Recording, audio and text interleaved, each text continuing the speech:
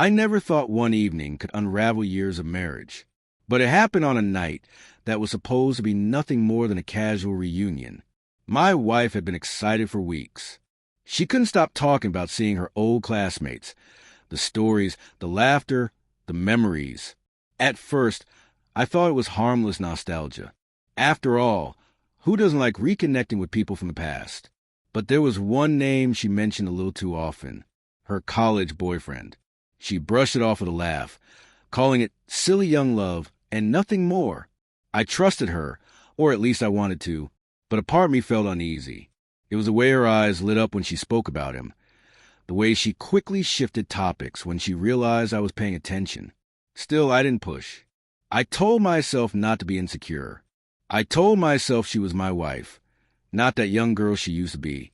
The night of the reunion, she dressed with a care I hadn't seen in months. A new dress, extra perfume, hair perfectly done. I complimented her, but inside I felt a pit forming in my stomach. She smiled, kissed my cheek, and said, "Don't wait up. It might run late." Hours passed. Midnight came and went. My calls went unanswered. By 2 a.m, I decided to drive to the venue myself. Maybe I was paranoid. Maybe I just wanted peace of mind. The parking lot was mostly empty when I arrived, but her car was still there. That's when I saw them, through the dim lights of the building. Tucked away behind a corner wall, my wife stood far too close to him, the man she used to love. Their laughter was low, intimate, and then there was no mistaking it. They kissed. I froze.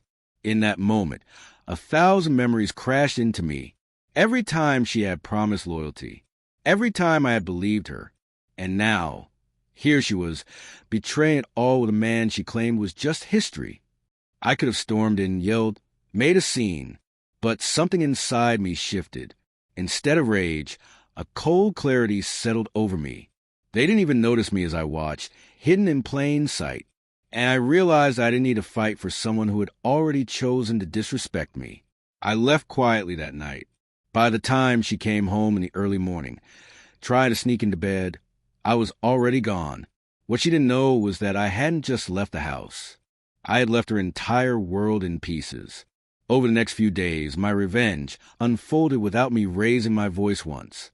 You see, she had been financially reckless for years, but I had always covered the gaps, always bailed her out. The credit cards were in my name. The savings, the investments, the mortgage, everything was tied to me. And while she was busy chasing nostalgia, I was busy setting boundaries. I closed the joint accounts. I froze the cards. I packed my belongings and filed the divorce papers, attaching every piece of evidence I had captured from that night. Screenshots of messages I found on her phone, photos from the reunion, even timestamps of when she ignored my calls. I didn't confront her with screams. I confronted her with facts. The morning she found out was almost poetic. She walked into the kitchen, bleary-eyed, expecting coffee and small talk. Instead, she found an envelope on the counter. Inside were the divorce papers and a simple note. "You traded loyalty for a memory. Now live with it." She called me dozens of times that day. First angry, then panicked, then sobbing. But I didn't answer. For the first time, I realized the power of silence. The same silence she gave me when I called her that night. Her college boyfriend? He didn't stick around. The reunion glow faded fast, and he returned to his own life, leaving her alone with nothing but regret. She had gambled her marriage, her stability, her future. For what? A fleeting kiss with a ghost from the past.